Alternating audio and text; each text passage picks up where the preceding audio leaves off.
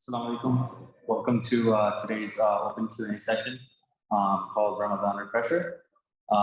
Basically, it's an open Q&A session for virtues of the month, moon sighting, faith, do's and don'ts, or any other Ramadan, and maybe even Eid-related questions.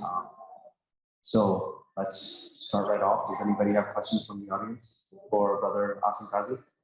So the brother's question is for praying Salah, we do calculation. But why can't we do calculation for moon sighting? Yes. Okay. Bismillah ar-Rahman ar-Rahim. Alhamdulillahi Rabbil Alameen. Wa salatu wa salam ala Rasulillahi wa ala alihi wa sahbihi ajma'in. Rabbi shrah li sadri wa yassir li amri wa hlul uqdatan min lisani yafqahu qawli. Jazakallah khair for the question that you asked. It's a question that many people have, and they fail to get sometimes the clarity on the subject.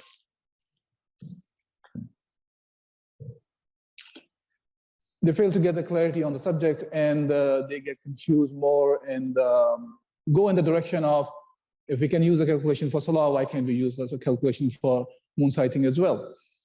And if there is no clear answer, then of course that becomes a problem.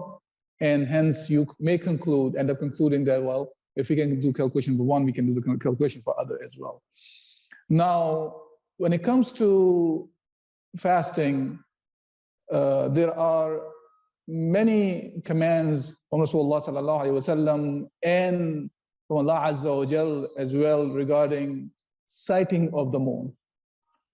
And inshallah, we can talk about in detail about each one if there are questions, but at least let's start with the question that you're asking regarding the issue of calculation for Salah is valid, and while scholars say that it's invalid for moon sighting. When it comes to the Salah, for the fasting, and it's not only fasting, as a matter of fact, for the beginning of any month, there are commands that Rasulullah sallallahu alaihi wasallam has given to us. And when we say Rasulullah sallallahu alaihi wasallam said, we should remember that this is part of the wahi from Allah Azza wa Jal. He does not say things from his own mind. Whatever he says, he's saying it from the wahi, from the revelation, as Allah subhanahu wa ta'ala says, وَمَا يَنْتِقُ عَنِ الْحَوَىٰ إِنْ هُوَ إِلَّا وَحْيٌ يُوحَىٰ. That whatever Rasulullah sallallahu alaihi wasallam, what he says what has been given to him as a wahi. He does not say from his own desires. That's just sort of meaning of the ayah. And now when it comes to the fasting, Rasulullah sallallahu alaihi wasallam has said, and this hadith has been reported by muttafaqun alayhi hadith, which means reported by both Imam Bukhari and Imam Muslim in their sahihain. The hadith says, "Sumu li ru'yatihi waftiru li ru'yatihi, fa in ghumma alaykum fa akmilu iddatan sha'bana 30." The hadith says that fast, sumu li ru'yatihi, when you see it. And ru'ya here is from your eyes, to see something. And break your fast, it's referring to that you end your fasting of the month of Ramadan. Because the hadith continues on, and it says that فَإِنْ غُمَّ عَلَيْكُمْ, meaning if it is cloudy on you, meaning you cannot see the moon for whatsoever reason that is preventing you to sight the moon. In that case, the command says فَأَكْمِلُوا, the complete iddata Sha'ban 30, meaning that you complete the 30 days of the month of Sha'ban. Okay?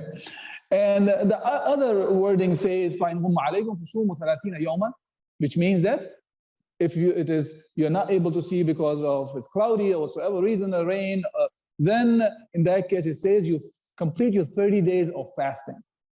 Okay, so that's the case about the hadith that says about that you have to do that. Now, when it comes to the issue of calculation, there's a clear hadith from Rasulullah sallallahu alaihi wasallam, and that actually talks about the subject of calculation. The hadith says, "Inna ummatun ummiyah," that we are the unlettered nation. And then it explains, "La naktubu wa la nahsabu." We do not write and we do not calculate. الشهر هكذا وهكذا وهكذا. Rasulullah sallallahu alaihi wasallam did this way. He opened his hands 2 times, the third time he closed one of the thumbs and make it 29. And he said like this, 1, 2, and 3. So it's 29 days or 30 days. So with this is how he said it. Now, the question that people bring it up, and they say that what it means by that is that we were unlettered nation at that time, and today we have become lettered, we have become educated, we know how to calculate, we know how to write. Hence, now from now on, we can do the calculation, because they look at this hadith as if there's an illah there. Illah means there's a reason behind the hukm. And the problem here is, first of all, it is not the illah. And why we are saying that it's not the illah? Because number one, Rasulullah sallallahu alaihi wasallam himself commanded the Sahaba when it comes to writing the Quran. He had specific people around him. We call them as transcribers of the Quran, or katibin wahi. They were the ones who were writing the wahi. And then similarly, Sahaba used to write the Quran, the one who were commanded, and the one who were not commanded, they used to write as well. And there were Sahaba who used to write the ahadith of Rasulullah sallallahu alaihi wasallam as well. So one thing that I always like to remind all, especially the youth, so they have a clarity on this subject.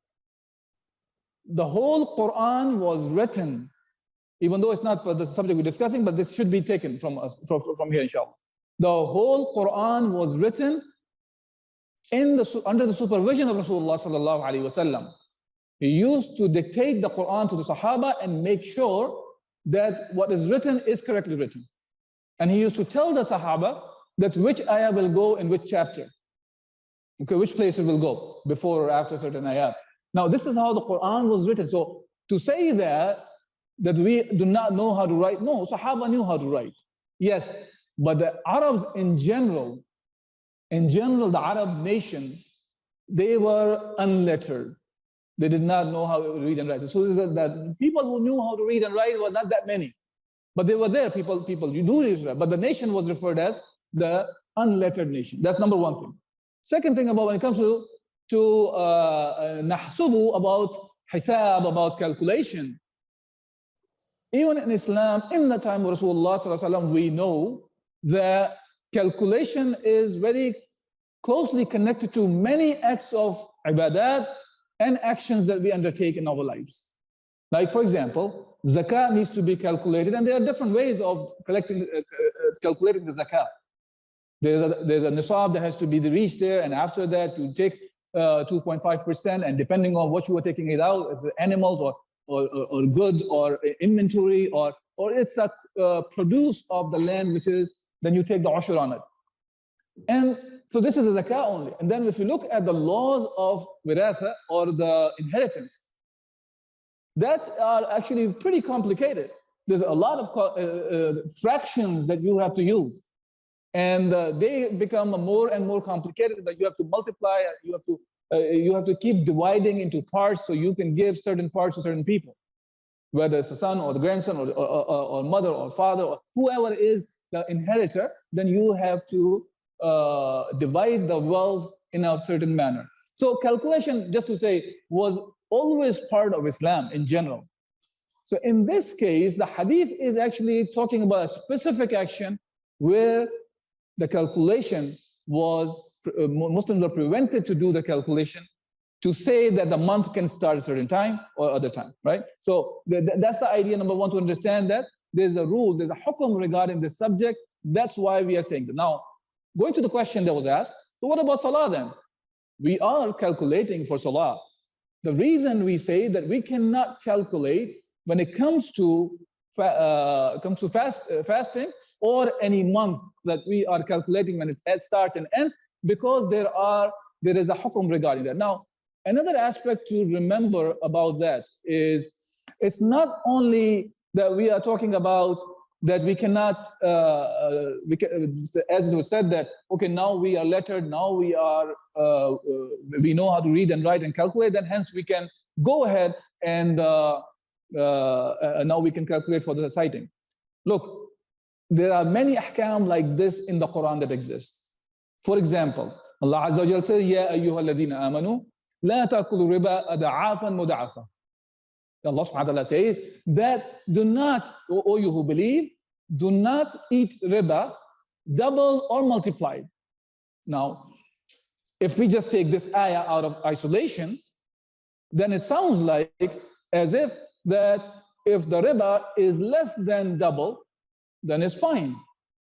But the issue is that there's another hukm that says, وَأَحَلَّ اللَّهُ الْبَيْعَ وَحَرَّمَ الرِّبَى. Allah has made the bay'ah, which is the trade, halal, and riba haram in an absolute term. It's no more the double or multiplied is haram. Rather, any kind of riba is made haram. Similarly, when Allah subhanahu wa ta'ala says, so what it means by that is that other hukum, وَحَلَّ اللَّهُ الْبَيْعَ وَحَرَّمَ الرِّبَى, actually suspends the other hukum now, about double and multiply. Now, similarly, when Allah subhanahu wa ta'ala says, وَلَا تَقْتُلُوا أَوْلَادَكُمْ خَشْيَةَ عِمْلَةٍ, when Allah subhanahu wa ta'ala says, do not kill your children out of fear of poverty. Now, in this case, when Allah is talking about that the poverty is the reason, it's not because now, okay, so now can we say that if you are wealthy, then go ahead and just kill your children because you have enough wealth? Nobody says that.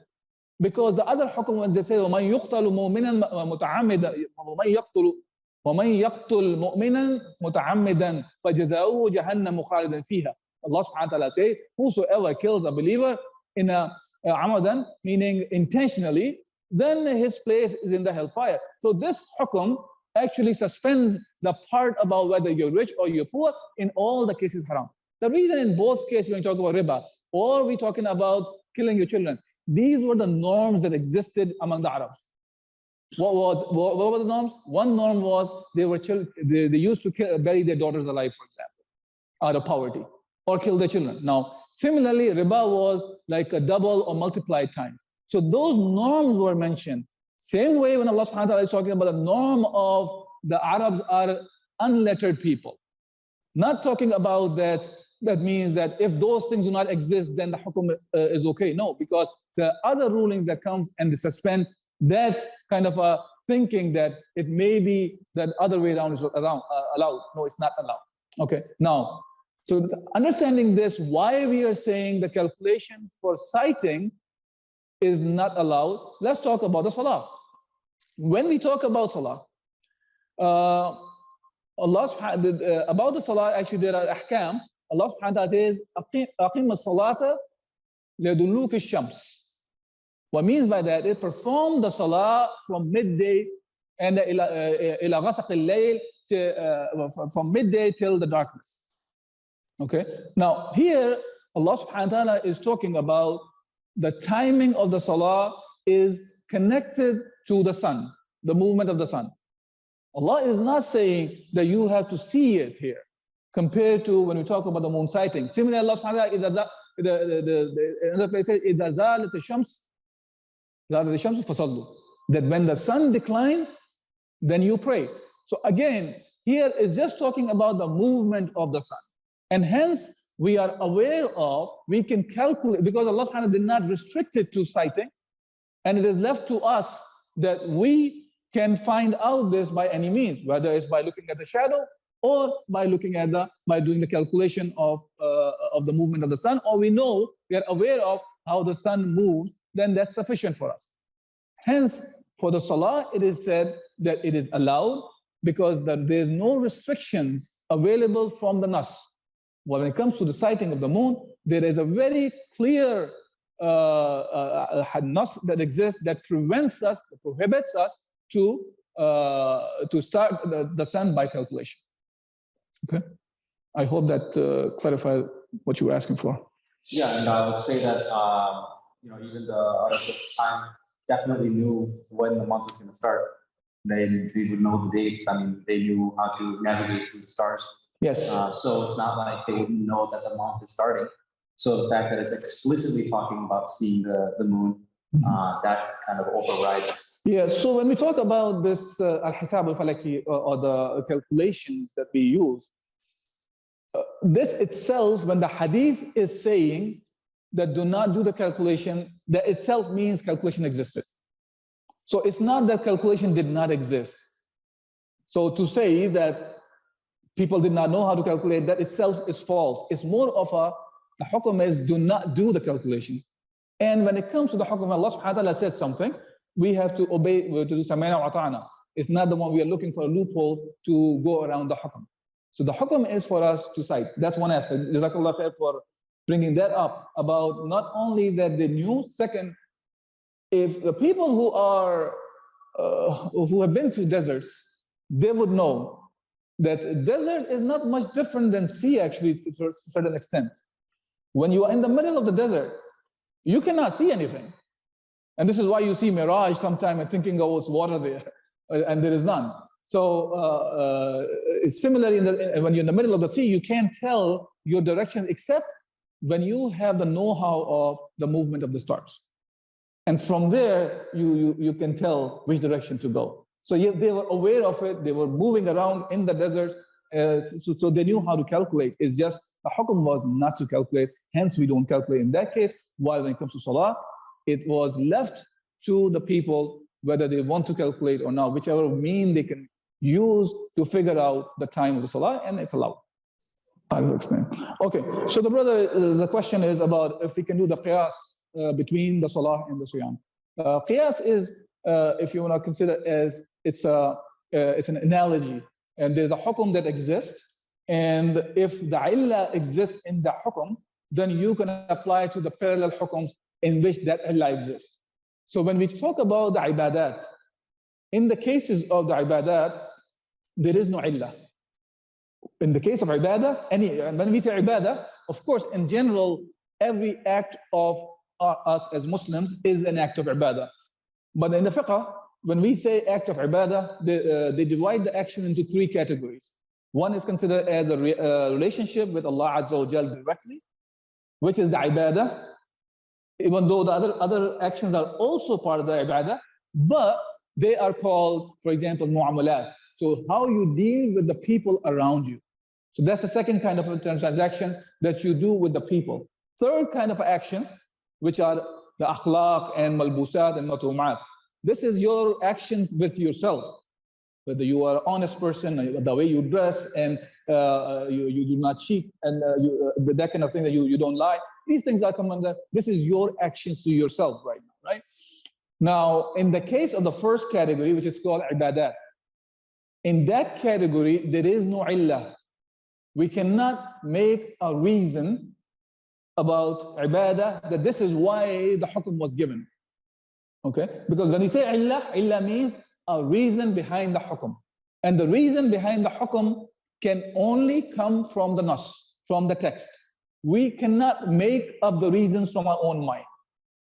Okay? Unless Allah Azza wa Jal has given a reason in a hukm, we cannot make it up, and that reason has to be coming from the text, and there has to be indicators. The qarina is there that tells us, oh, this is the reason behind the ruling. Hence, then you can do it. When it comes to ibadah, there is none. Hence, when it comes to salah and siyam, we understand these are ibadat. So we cannot make analogy here in these two things. Similarly, as Allah subhanahu wa ta'ala talks about, even though this is not a question asked yet, but just to talk about it in general anyways, when we talk about that siyam is an obligation. Yeah? When Allah subhanahu wa ta'ala says, Ya ayyuha alladhina amanu kutiba alaykum as-siyam kama kutiba ala alladhina min qablikum la'allakum tattaqun. That, oh, you who believe, that we have prescribed to you fasting, and as we prescribed to the people before you. لَعَلَّكُمْ تَتَّقُونَ, perhaps you gain the taqwa of Allah Azza wa Jal here. Now, we don't make up the reasons now from our own mind. Oh, we fast because so we can feel the pain of the poor. Or we fast because this way we can lose some weight. Or we can do detoxification of whatever the word is used, yeah? Detox? Detoxification. Okay. So you want to cleanse all the intestines and whatsoever. Now, look, many of those things may become the benefits that you can gain out of it, but they are not the reason. Because if that's the case, then fasting would not be obligatory on the poor people. Fasting may not be obligatory on the people who are completely fit, and they have done the detoxification prior to the month of Ramadan, so they were already good, so they don't have to worry about that, right? So hence, we don't make up the illah from our own mind. Yeah.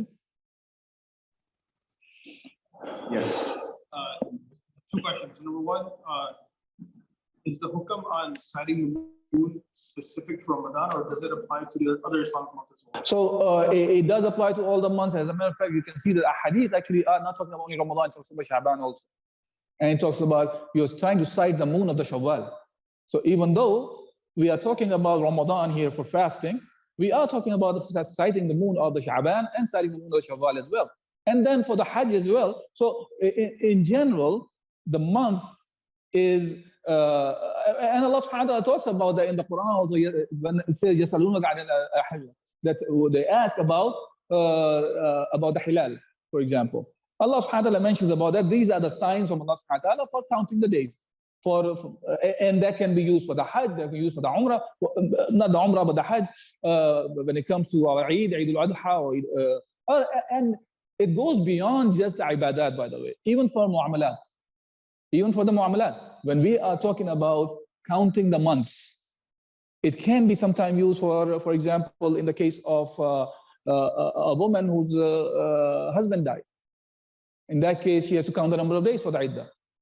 Or if you have made some contracts about you are going to follow certain month, or you say that, okay, I am going to make a payment after a certain number of months. So when we are talking about that certain number of months, you have to count those days as well, the months as well. Or when you say, I'm going to make a payment in this month or that month. So in all those cases, you have to know your months. And when it comes to how to do it, so the hukm applies to all the months that you have to do the ru'ya, you have to do the sighting for the moon, and to say, unfortunately, the ummah only worries about at that time, many a times, that when the month of Ramadan is coming, or month for the Hajj is coming. But it applies to all. Is it possible that from year to year, the number of days will end up being different? See, first of all, the hadith are very clear that number of days in a month are 29 or 30 days. It cannot be more. So it's not that if, for example, you did not sight the moon for 29, now you are trying to sight for the moon for 30th also. No. You did not sight the moon, days become 30, and you move forward.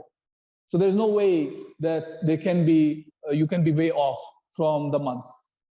And again, you start sighting the moon. And if, let's say, for whatsoever reason, that it does not really happen, but if you are following this rule, it will not happen what you are looking for. Because you will always limit the number of days in a month to 30 is the max. You cannot have 28 and you cannot have 31. It's either 29 or 30. I don't see it a reason, especially, it cannot happen when we look at it from the perspective of global sighting. If we start looking at from the perspective of try to regionalize it or start moving the date lines and stuff like that, then you may end up with somebody will fall behind or somebody will move forward. And then in that case, it would mean that they have missed a fast or missed a day that they have to make up. Does that make sense? Yeah. Yeah. Okay. Yes. We have two questions from the sister side. The first one is there a deadline for making up missed fasts for women? Okay, so there are fuqaha have ikhtilaf in this issue.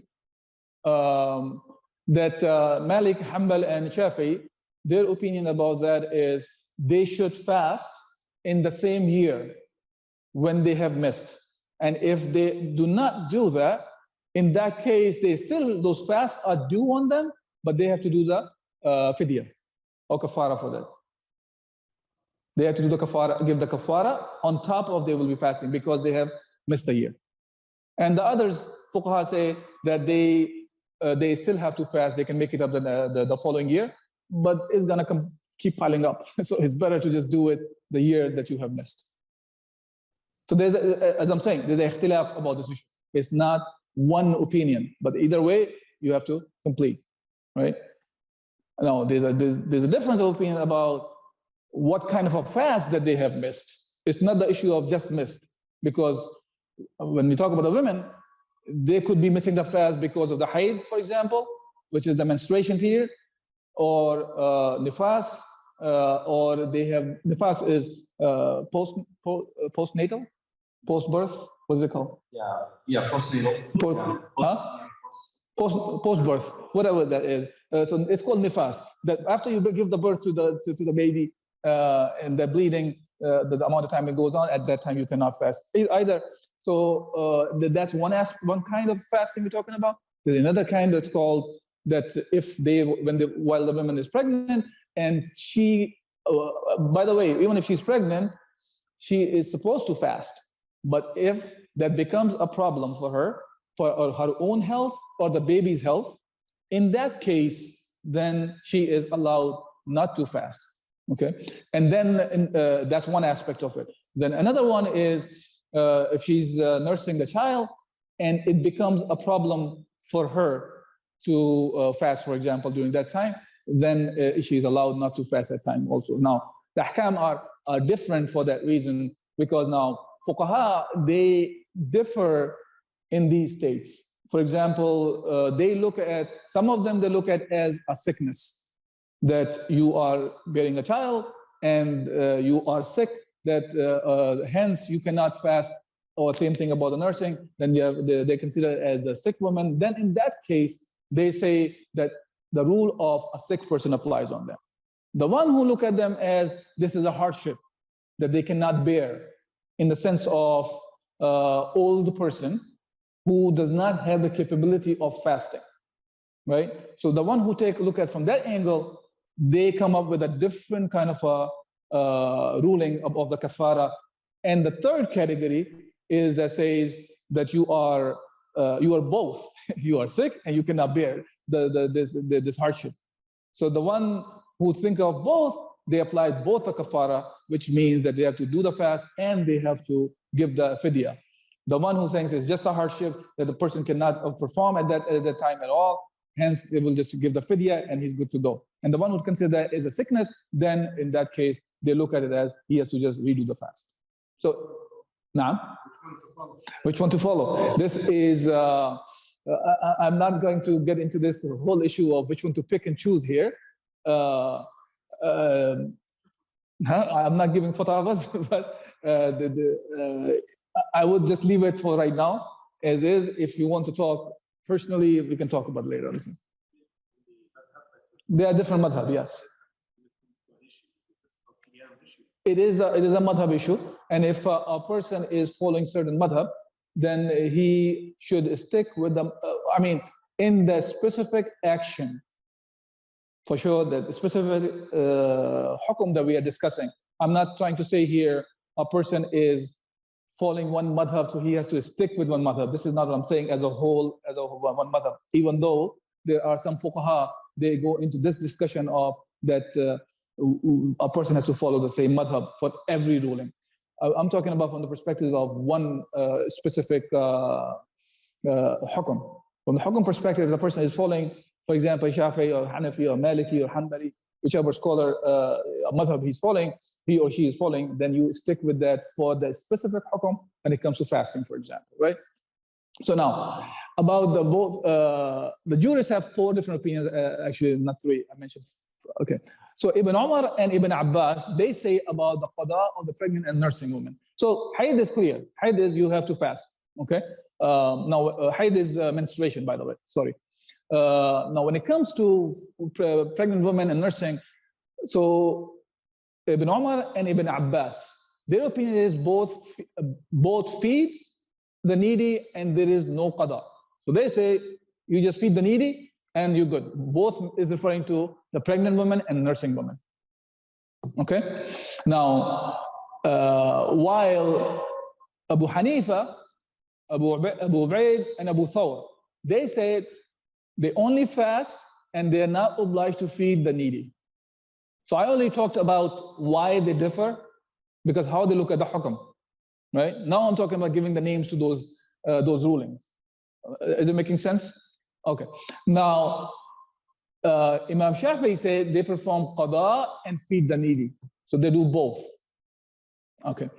And the pregnant woman performs the qada but does not feed the needy, while the wet nurse performs the qada as well feeds the needy. There's another opinion that exists. Because the reason here is this, and I'm not sure how much it exists today, that the wet nurse is different than the mother. Nowadays, it's pretty much, I think, except probably there's some villages and stuff, people do that. But in general, the mother is the one who is nursing the baby. So if that's, because the thing is, it is not obligatory on the mother to do that. Because if some woman can be hired and she's doing the job, then it becomes on that. The rule applies on her, not the mother. That's the only thing. It's not really a fourth opinion. You take this and apply on the first three that I talked about. Make sense? It's just distinguishing mother and the wet nurse. If wet nurse is the one nursing the kid, obviously mother cannot say, I'm not going to fast because my kid is being nursed. She's not the one who's nursing. That's what I'm trying to say here. Who's nursing? That's why the concept is nursing woman, not nursing mother. Okay. Okay. Could you expand a little bit on the concept of Fidyah, and is there a preference versus making up the fast, or the payments and stuff like that? So Fidyah is a day meal we're talking about. And the fuqaha, they say the meal is that you regularly eat, number one thing, right? You're not expected of higher value or lower value. So don't go like this, that you probably eat $10 or $15 per meal, but when it comes to the Fidyah, you're looking for a dollar meal for the person.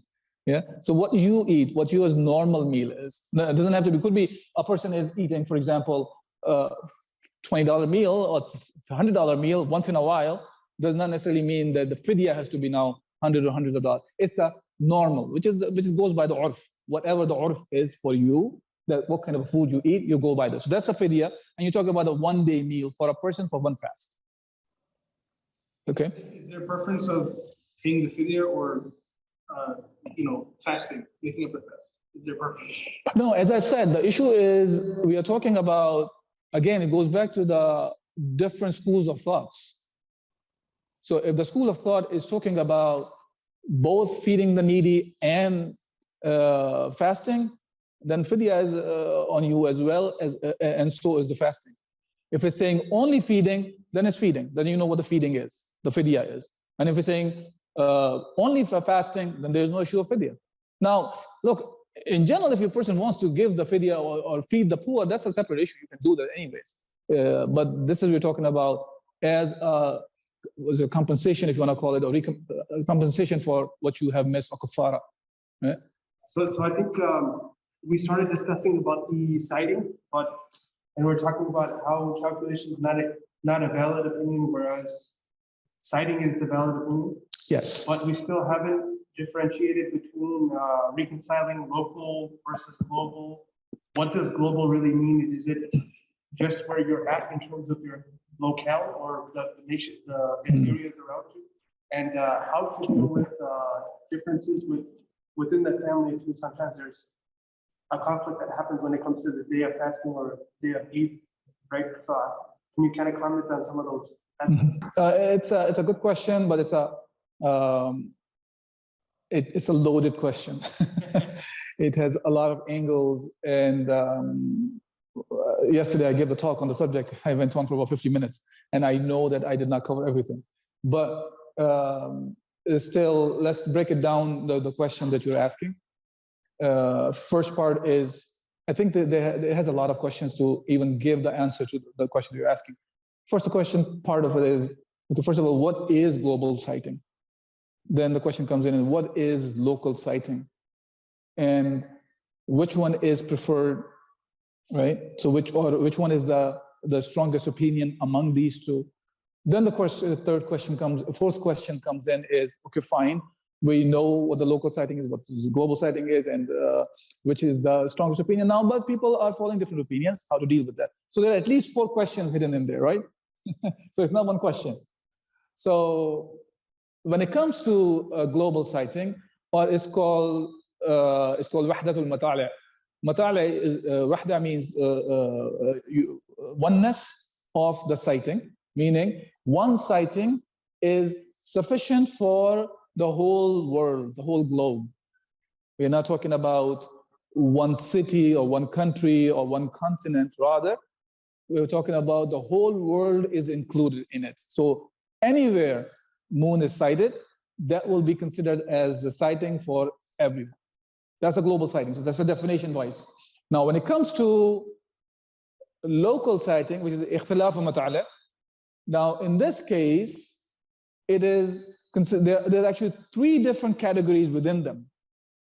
One says if the sighting is done in a city or a qasbah or one small village or something, that is only for them. Okay, within the local, I'm talking about there are 3 opinions here. So that's all. That's that. Second is, well, that's okay for if it's sighted in one city, then it's good for the adjacent city, but not further than that. Okay, so that's second. Now the third one says it is good for one land, but not for the far lands. So east is not sufficient for the west, for example. Or for example, if you want to take, let's say go the country-wise, for example, if you take Indonesia, Indonesia is not sufficient for Pakistan, for example, because these are 2 far lands from each other, right? So it's about a couple of thousand miles away from each other. So hence they say, okay, these are the ones we cannot take it. Or the ones who do not share the part of the night, then they will be considered as they have to have 2 different sightings. Okay? This is how they have done it. Now, this is how the fuqaha talked about local sighting in the past, by the way. Now today, so I think the first 2 questions are clear, right? And I will talk about a little bit about the evidences as well, if the time permits. Let me keep track of time also. So now, other part of that here is, today when people talk about sighting, they have gone beyond all 3 of them, what has been mentioned here. Because they are talking about sighting based on Sykes-Picot borders have been defined among the Ummah.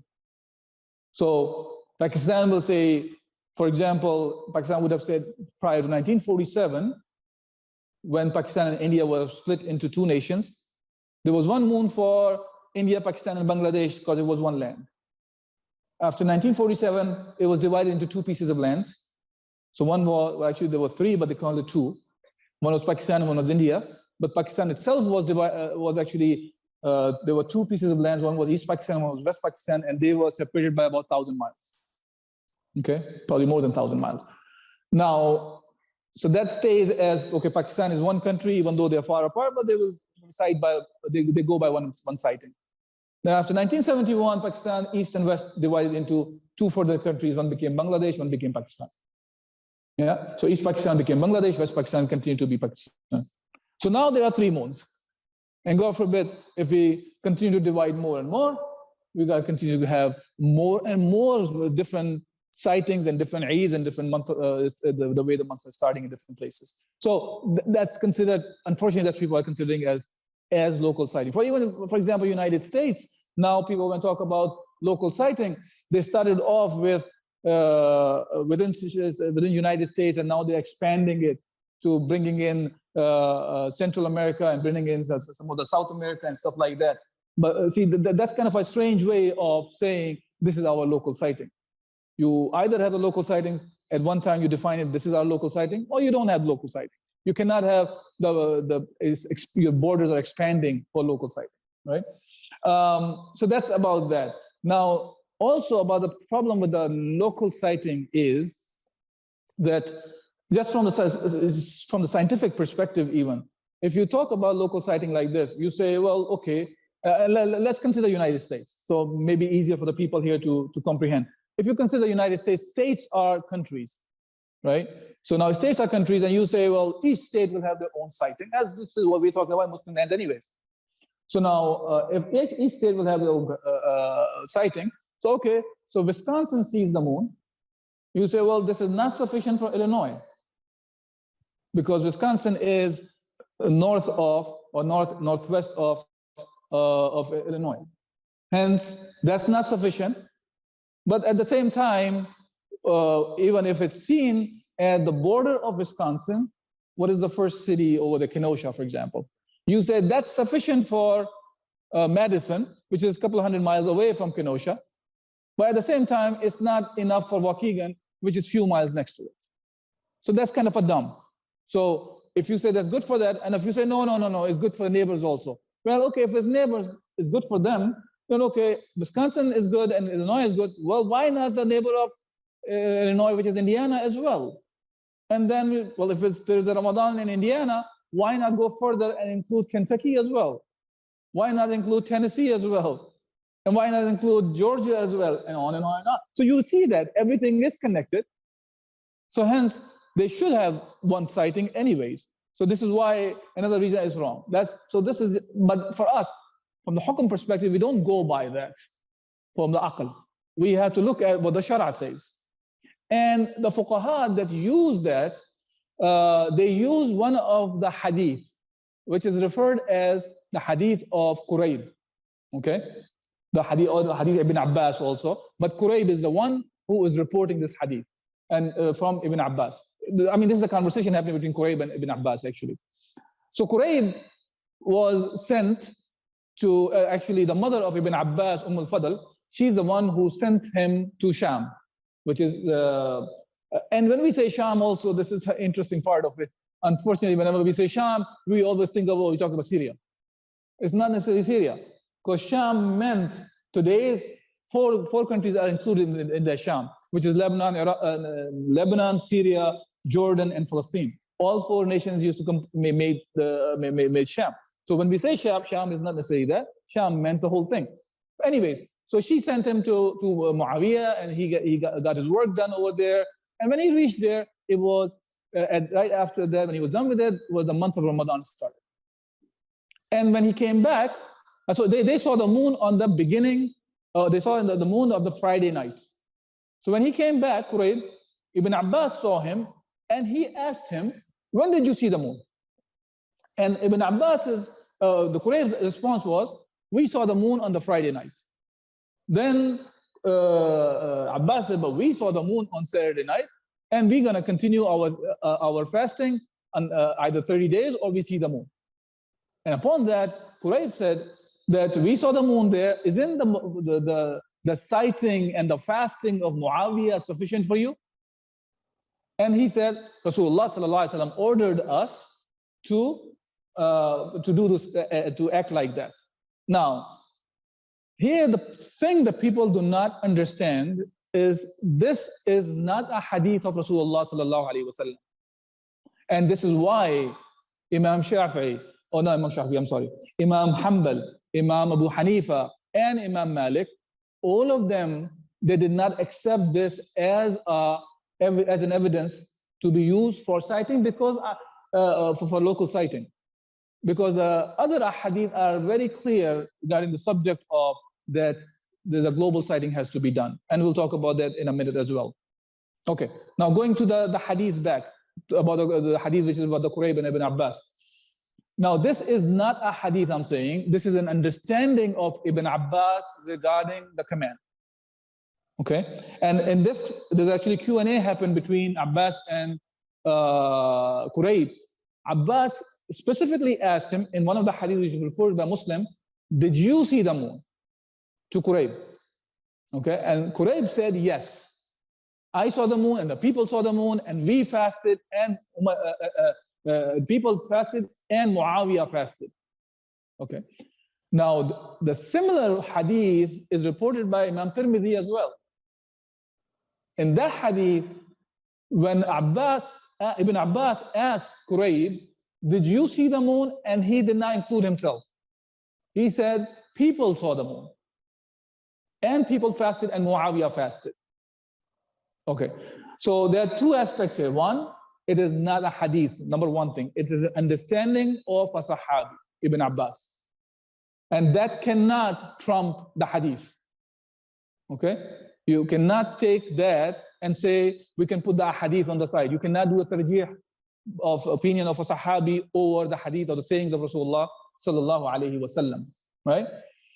And the other thing is, within those narrations, One of the narrations that you talk about is not Qurayb who saw the moon. And if that's the case, Ibn Abbas cannot take Qurayb's witness, because he's not a shahid, he's a mukhbir now. He's a reporter. He's bringing the news. He is not the one who is a witness. That's one. Others, the fuqaha, including Malik and Shafi'i, they actually asked for 2 witnesses for citing. So now you need 2 witnesses for that, and Qurayb was only one. So they think it from the angle that this cannot be taken as an evidence for the moon sighting. But besides that, that should be sufficient for us to say, look at this, that this is not a hadith of Rasulullah sallallahu alaihi wasallam, rather it's an understanding of a sahabi. An understanding of a sahabi can be looked at as the max is, this is an ijtihad of a sahabi. It's an ijtihad of a sahabi. It's not the hadith of Rasulullah sallallahu alaihi wasallam. And then within those hadith, we see that Qurayb is not even the witness. So there's another problem that we can see over there. Okay, that's that. Now, another angle the fuqaha discuss here is this, that when Ibn Abbas is asking the question about the sighting there, why is he interested in sighting of Sham if he is in Medina? He didn't have to ask this question if there is no issue of one sighting is sufficient for all. But he is rejecting that sighting here, Ibn Abbas. Not that he is saying that we are supposed to be fasting, each area should be fasting their own, or have their own sighting. This is not what has been said anywhere. None of the hadith, whether Ibn Abbas one or the hadith of Rasulullah sallallahu alaihi wasallam, defines that, oh, different areas will have their different sighting, or there's an area, or there's a distance between different regions will be considered as a sighting for this region and other region. None of them say this. Now, all of them talk about that you see the moon and you fast. Now, having said all this, let me just go over 4 opinions. So, because all the time people talk about the 4 A'immah, right? So Imam Abu Hanifa's understanding about that is, he says, one of the understandings mentioned about him is local sighting, sighting before or after Zawal. So talking about daytime, okay? He says both of them are ghair mu'tabar. Ghair mu'tabar means they are not considered, they're not acceptable. So local sighting is not acceptable. And he's saying before and after, not. And then he says, people of the East are obliged by the sighting of the West when the sighting is proved by obliged method with 2 witnesses. Okay? So he's saying East or West, wherever you see the moon, that's on both of them, vice versa. Okay? Now, Maliki school says, in Maliki school, if the crescent or the hilal is sighted, fasting is for the rest of the regions, near or far, doesn't matter. Okay? Does not take into account the distance of qasr, for example, shortening of the salah, nothing, it doesn't matter. Nor the agreement of the sighting or the absence of it. It doesn't matter. You're talking about seen or not seen. Okay? Then fasting is obligatory for everyone transmitted to it. Doesn't matter who saw or did not saw. As long as you got the report that has been cited, it's obliged on you now to fast. Now it is said, if its proof is transmitted by the testimony of 2 just people, and by an extensive group, if it's clear sky, then it has to be from an extensive group or a widespread thing. Okay, that's about Maliki. Now when it comes to Shafi'i is the one who talks about the local sighting, by the way. By the way, among the Shafi'i, among those Shafi'i school of thought as well, there are scholars who went along with the global sighting as well.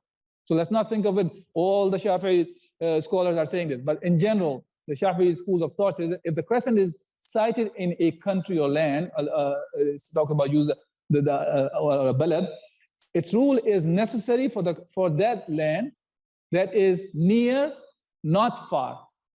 Okay, according to the difference of sight. See, none of them is talking about the way we think. Even Muawiyah, the discussion between Qurayb and Ibn Abbas, they're not saying, as a matter of fact, they both were in the same country.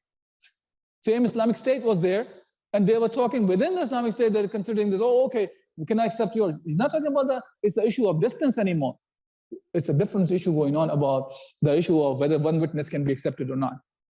Okay, now, Hanbali says, the school of thought, if the sighting of a crescent is confirmed in a place near or far, all people are obliged to fast, and ruling on those who did not see it, it is the ruling on those who saw it. Again, same thing. So these are the 4 schools of thoughts that they say about this. And now, the last part of it, the question was regarding within the family, if different people are following different things. Look, one thing to understand, first of all, about global sighting and the local sighting. Local sighting is an opinion. If a person is following the ijtihad of Ibn Abbas, from our understanding, it is a weak opinion because it is contradicting to many of the hadith, but we are saying there's a benefit of doubt here. For Ibn Abbas is understanding here, he's saying that Aman Rasulullah sallallahu alaihi wasallam, that Rasulullah sallallahu alaihi wasallam commanded us to do this way, and he was doing that way. Now, that's that, which then you have to go back to again look into more details of that, what it's about. But when we are talking about if somebody is following it from this understanding that this is a hukm of Allah subhanahu wa ta'ala, is a weak understanding, but for him, he looked at it, this is strong. It comes out to be strong for him. Whatever reason he comes out strong for him, then he is following a hukm shari here. Now, other person, for him, it is a hukm shari that if he concludes and understands that global sighting is the way to go, then he cannot pick and choose, he has to follow that. Now, the question comes in is, what do we do now? Unfortunately, the situation we are in, we will get stuck in this. Islam teaches us how to take care of these kind of differences. Yeah, like the qaida, one of the principles that says, Amrul Imam yarfa al-khilaf, that the command of the Imam takes away the differences. Meaning, if the Imam or the Khalifa or the Amir al-Mu'mineen, Imam, not the Imam of the masjid, we're talking about the one who's ruling over the Muslims by the command of Allah Azza wa Jal. If he adopts one opinion, then it's a must for all to follow, because Amrul Imam nafiz zahiran wa batinan, that Imam's, the command has to be followed in privacy and openly or and in privacy. So unfortunately, because of that missing thing, we cannot force anybody to follow our opinions. So this is an act of ibadah. If a person is following local sighting, that's between him and Allah subhanahu wa ta'ala, especially, but if he understands that this is a wrong opinion, then it's a must for him to follow the global sighting then. The moment you conclude that the other one was weak and this is a stronger one, then that opinion is not valid for you to follow anymore. You cannot just stick with it because my family is following, so I'm following it. You have to follow which is a right opinion, which is a stronger opinion that you concluded, or you believe the people because you, let's say you don't have the capability of analyzing or weighing the opinions, then you are following somebody that you believe that he has the capability, and I believe that he is giving the hukm of Allah subhanahu wa ta'ala, then you follow him. Can't I just follow my local masjid? Is it my responsibility to figure out if the moon hasn't set globally? So the question is, can I just follow my local masjid, and it's my responsibility to figure all this out? Yeah. And that kind of lines up with question that I had. It's, will somebody ask, will I be accountable for this? And this kind of ties into the last statement you made. Or is this going to, the responsibility going to fall on the committee, for example, whatever the local committee may be? Yeah. So let's be clear. First of all, masjid is a very broad term. Masjid is walls and the roof and the ceiling and the carpet. Obviously, nobody's following that, right? It's more of what we're talking about, an understanding coming from certain people who are in the masjid. So if you're talking about that, then we will go by, okay, are you talking about a scholarly opinion, or the one who is explaining to you what is the ruling? For example, you are ended up with a person who does not know how to evaluate the rulings, right? And you are following a person that you believe, or al-alim, that you believe that he can explain to you that which one is the opinion to be followed. See, you're talking about here the issue of taqleed here, because the person is doing the taqleed because he does not know how to distinguish between the opinions here, right? And now you are following somebody that you believe is as the one who has the understanding to comprehend what is the strong opinion and what is a weak opinion. And now you are ending up with following a person. Okay, so it's not the masjid. There's no such thing called following a masjid, by the way. Okay, it's the issue is you follow the Hukm Shari.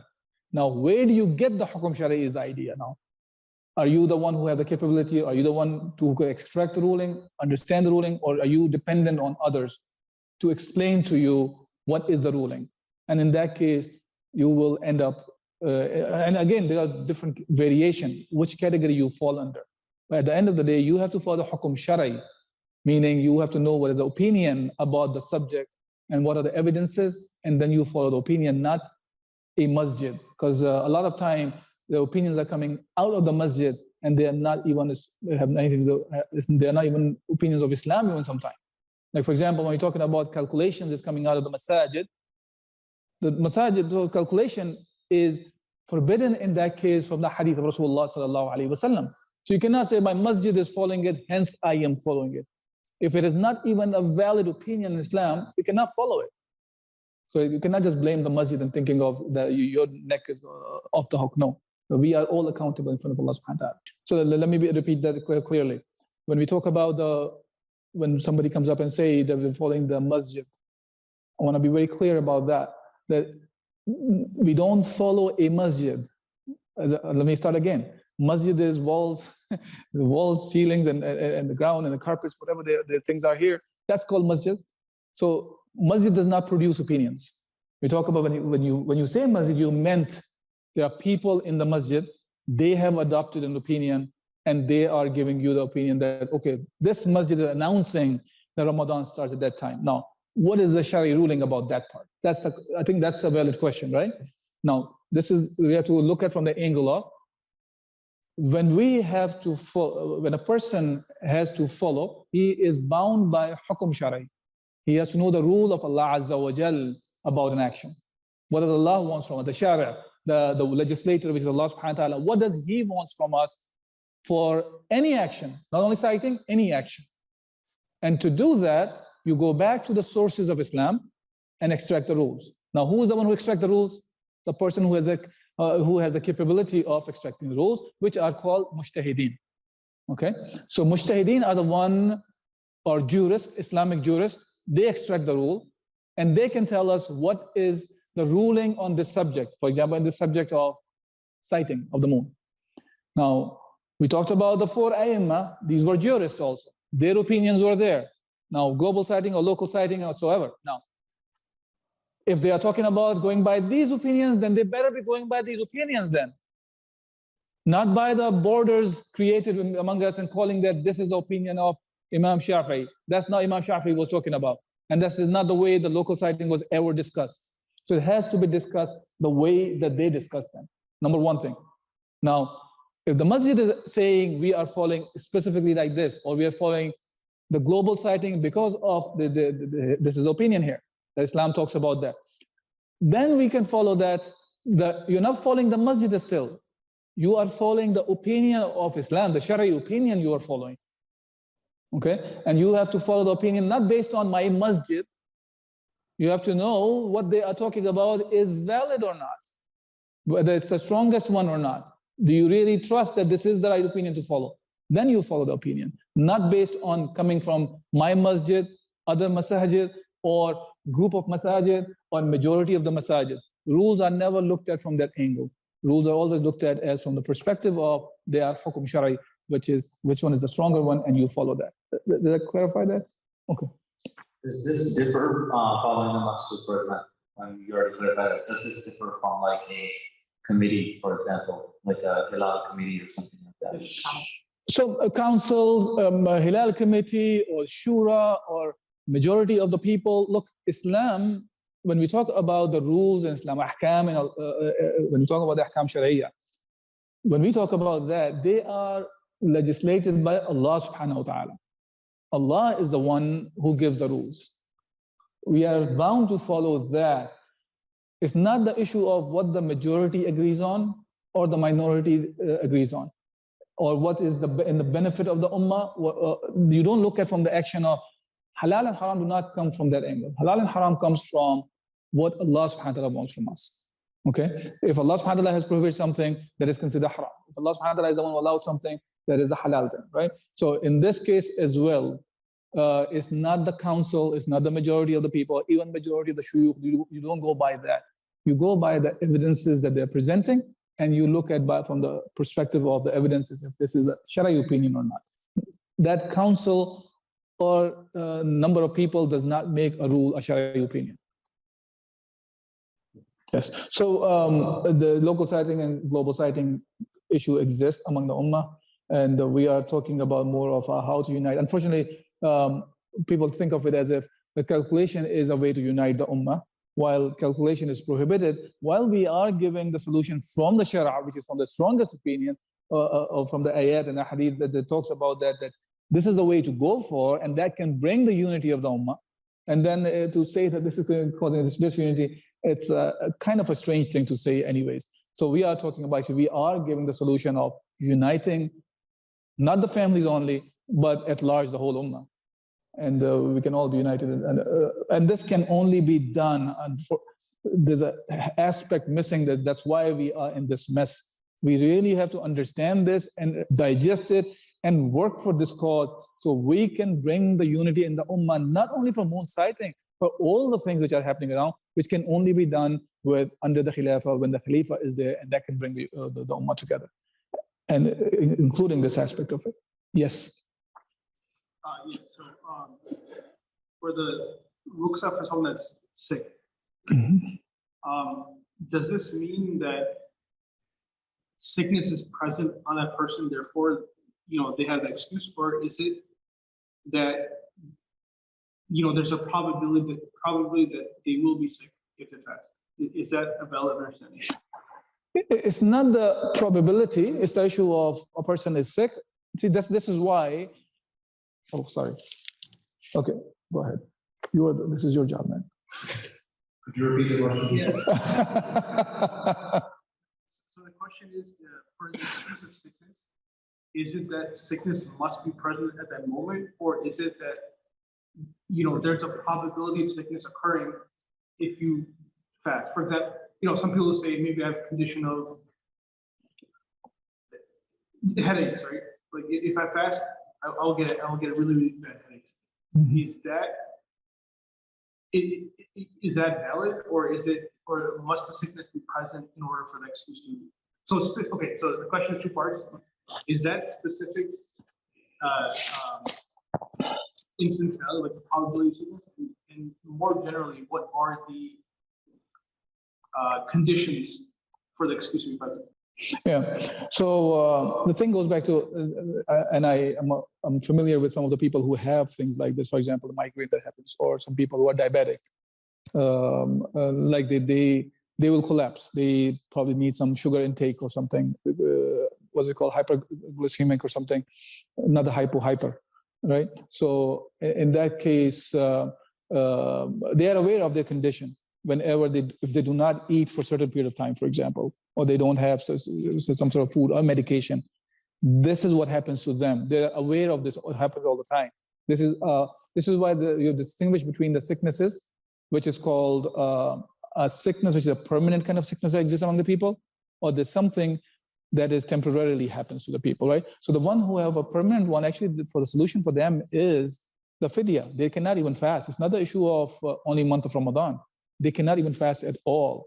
And the same thing, they fall under a similar category as old people. That old people, they do not have the capability. So when you talk about this kind of a sickness, that's a permanent condition in a person that he does not have the capability of fasting. So he will fall under that category. Now, if you're talking about just affectation of some sort of a mental thing that he thinks, he assumes he may get sick, that's a separate issue, right?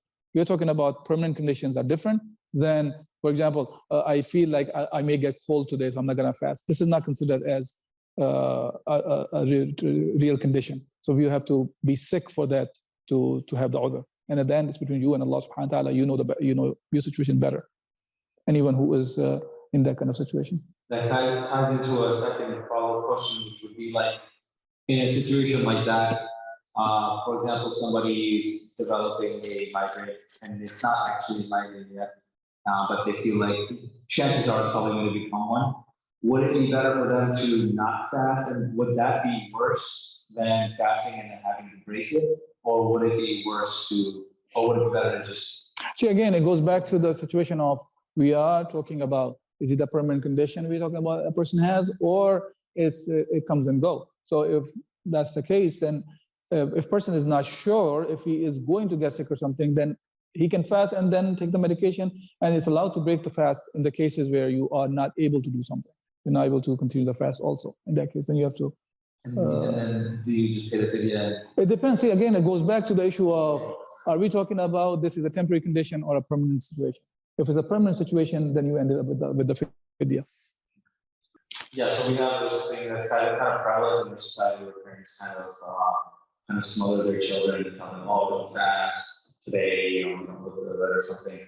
Or, you have an example, you have school, you fast on the weekends. The brother's question is like, how do you address this? And my question would be, in those situations that do occur, what is basically like, obviously, they should change the habit, but does that mean they're making up those fasts, or are they going not? Is it worse? What's the punishment for that? Us, in this world, not in the hereafter, obviously. So, obviously, in this world, when you talk about, what do they have to do to make up for that? Oh, that's not a punishment. Okay, so you're talking about the kafara here. Okay. Number one thing is, obviously, when we are talking about that, we're talking about the children who are adults, meaning it is an obligation on them to fast, right? We're not talking about kids who have not hit the puberty. Is that a correct assumption in my question? Yes. In your question? I am talking about post-puberty, right? Which is it is obligatory on those children to fast. They are not children really now; they're adults. So, but they are under the guardianship of the parents, and the parents are the one taking care of it. Now they think of it, okay, well, the kid is 13, 14, he has hit the puberty, but it is better for him not to fast so that he can do better in the exams or his extracurricular activities, including sports and whatsoever. Now. Look, obligation is an obligation. We don't have any Ruksa for these specific kind of things. Ruksa comes from, again, from Allah subhanahu wa ta'ala as well. Jazakallah khair. So when we talk about the Ruksa, the Ruksa has to come from Allah subhanahu wa ta'ala. We don't make up the Ruksa or the, what's the word for Ruksa? Permission from Allah subhanahu wa ta'ala. There's no permissibility given in those cases, so we cannot make it up. Now, what would be the, how do we deal with these kind of parents, right? So number one, those kids have to understand that they are accountable now. For their specific things, they're accountable, that they have to fast, even if their parents are forcing them not to fast, because this is between them and Allah subhanahu wa ta'ala, okay?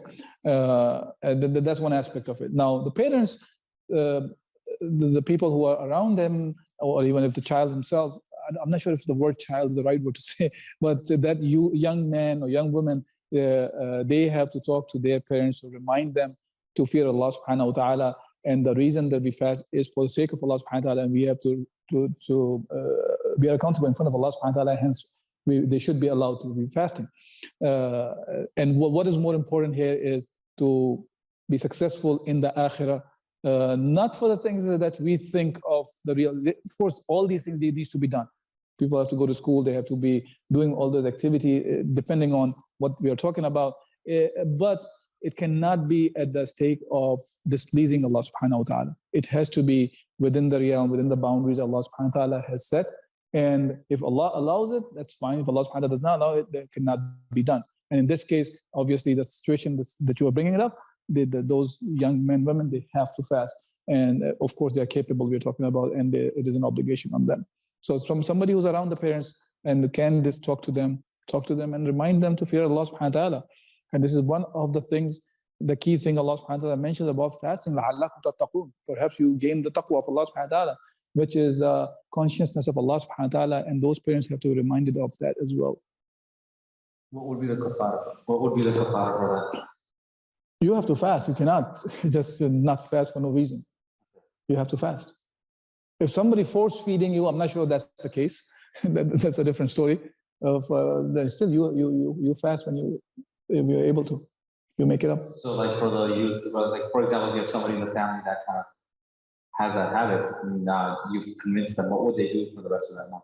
Like after Ramadan is over, would they just make up all of those days, whatever days? Or? I mean, look, we're not talking about somebody is forcing the food in somebody's mouth. We're not talking about that. That's a separate issue completely. And I don't think that's any of the scenario here to go into people are forcing food in the mouth of these young kids. Unless you talk about Uyghur Muslims, for example, unfortunately, that's a situation that they are forcing the food in their mouths. That's a completely separate thing though, than the youth, yeah. Okay, so the question is, if a person, he has not fasted because he was under the impression that parents have told him not to fast, hence he's not fasting. And then once you talk to him and you convince him, now he start fasting, what do you do with the rest of the fast that he missed because of the mistake? So this is again, because of ignorance from his end that he did not fast, hence he has to take care of the things that he has missed here. Yeah, again, we are talking about, I want to make sure we are talking about adult kids here. The one who have hit the puberty is an obligation on them to fast. We are not talking about small children. So a question from the sisters is, when exactly do we stop eating suhoor? Is it when the adhan starts or finishes? So it goes back to it's not necessarily the adhan itself per se, it's the issue of the timing. The timing is when the fajr starts. Fajr starts meaning when the black thread of the night can be distinguished from the white thread of the day. Not talking about black and white threads, as one of Sahabi made the mistake of, he was sleeping with white thread and red thread under his pillow too. When he can distinguish between those two, then he will stop eating. That's not, Rasulullah was smiling at him also when he heard the story.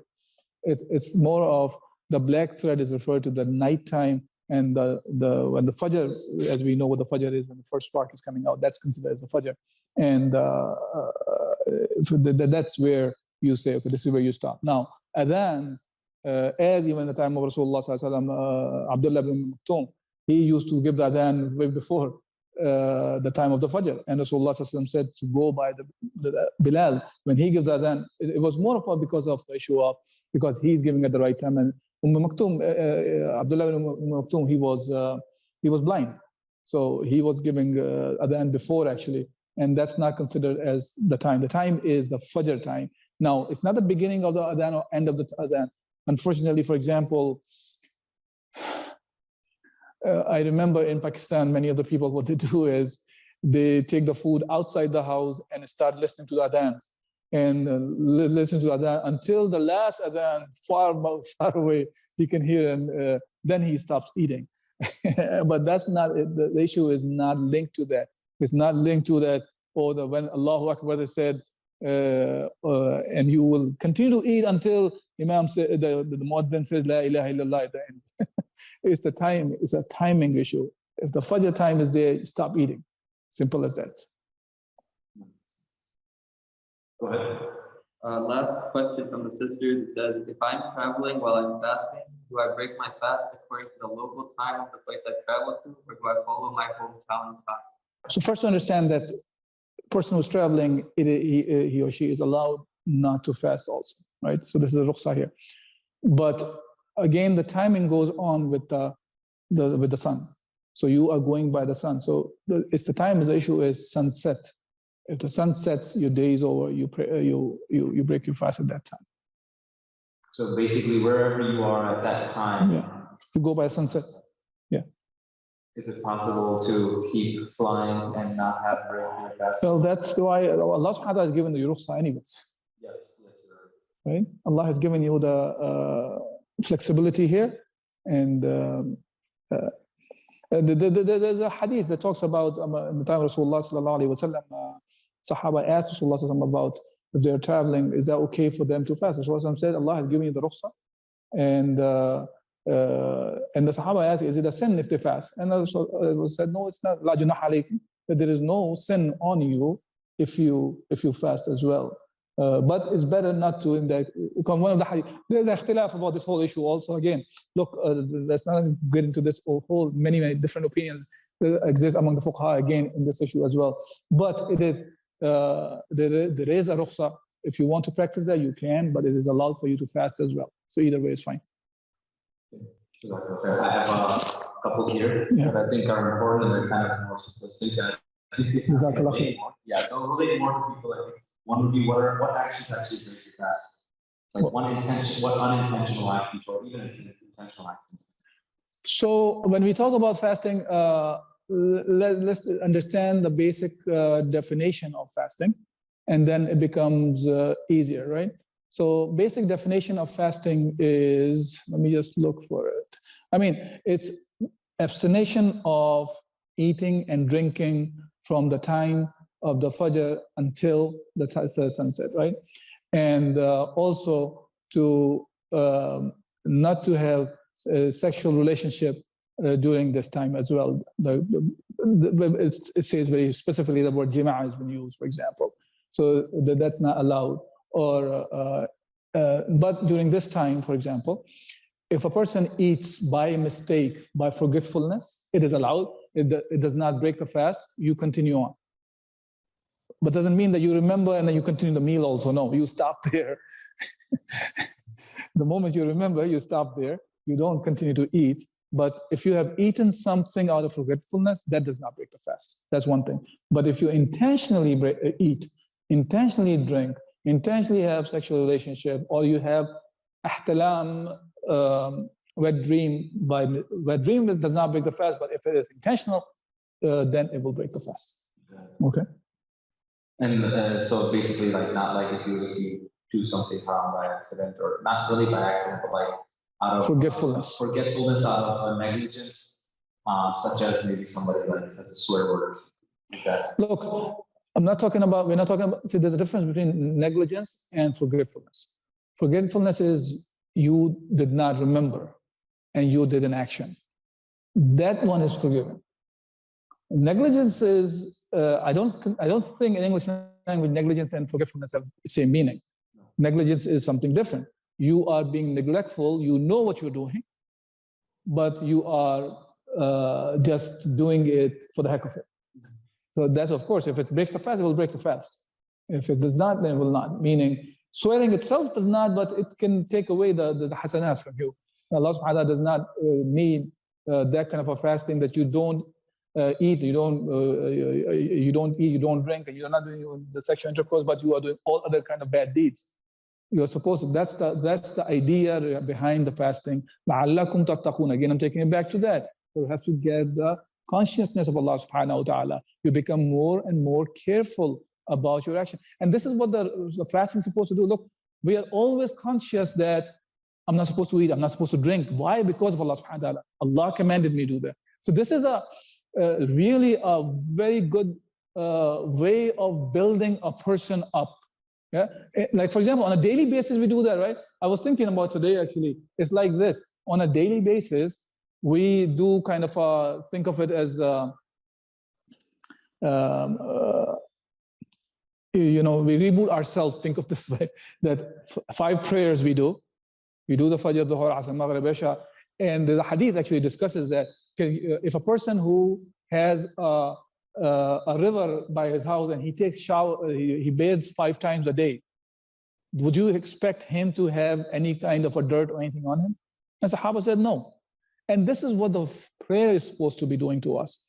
We go back to Allah subhanahu wa ta'ala 5 times a day, and it's again and again we're going back to Allah, bowing down in front of Allah subhanahu wa ta'ala, keep saying Allahu Akbar, Allah is the greatest, and all different kinds of thana and the dua and all those things we do. That should actually take us back every time, even though between those salah, we may be pulled away, somehow we forget certain things. The more we go back to Allah subhanahu wa ta'ala for next salah, it's like a reminder again and again, who we are. Because Ramadan plays a bigger role than that. So salah is 5 times, right? There are gaps in between. But when it comes to fasting, you are going from dawn to dusk. Is it dawn to dusk? Yeah. Dawn to dusk. That you are in this state of consciousness for the basic things that you always do, eat, drink, and you have time with your family and things like family, means talking about sexual relationship. So that's we are conscious that we don't want to do all these things, right? So this consciousness is why, for the sake of Allah subhanahu wa ta'ala. So that should actually really every year we are completely doing I'm gonna call it upgrade our systems. Isn't it? The software updates, but taking care of all the bugs and stuff. You're putting all the patches over there. So that's a complete reboot of a person like that. On a daily basis, we probably put some. It's actually a new release coming up. Probably small patches are coming up on 5 times a day for us to get fixed and remember that okay, we made this mistake. Let's fix it. We made these mistakes. Let's fix it after every salah. But Ramadan is a much bigger thing. But I want to make sure one point to make here. When we talk about salah, when we talk about fasting, it's not the issue of just we want to have this feeling of connection to Allah subhanahu wa ta'ala, but when it comes to our actions, we are not utilizing them. We build ourselves up by salah, by fasting, by all the ibadat. So now when we go back to the dunya and do those things with other people, we are making sure that we are doing all those things also according to what Allah has commanded. It should not be just restricted to salah and zakah and hajj and fasting and all those things, but utilize these things to the rest of the life as well. That's like more of building ourselves up when we go back to Allah subhanahu wa ta'ala. So when we go back to the people, when interacting with them, we still remember Allah in all the cases, and we act as Allah has commanded in those things as well. So inshallah, there's no more questions here. We'll stop here. Subhanakallahumma wa bihamdik. Nashhadu an la ilaha illa